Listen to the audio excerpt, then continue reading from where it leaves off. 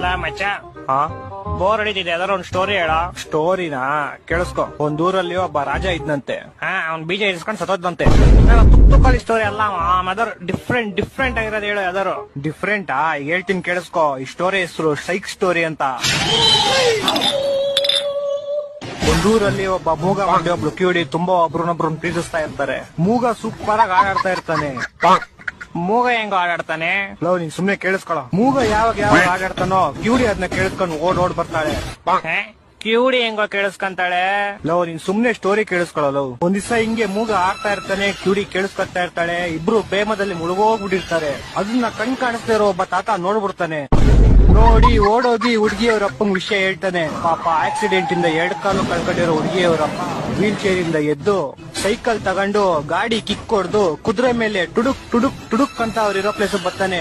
ಅವ್ರಿಬ್ರು ಒಟ್ಟಿಗೆ ಇರೋದ್ ನೋಡಿ ಕೋಪದಿಂದ ಚಾಕು ತೆಗ್ದು ಡಿಶ್ನಾ ಅಂತ ಶೂಟ್ ಮಾಡ್ತಾನೆ.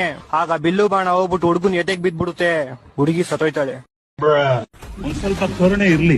ಇದೆ ಕೈ ಮುಗಿದು ಬೇಡ್ತೀನಿ, ಕರುಣೆ ಇರ್ಲಿ. ಪ್ರೀತಿ ಇದೆ, ಈ ತರ ಪ್ರೀತಿ ಇದೆ, ಕರುಣೆ ಇಲ್ಲ.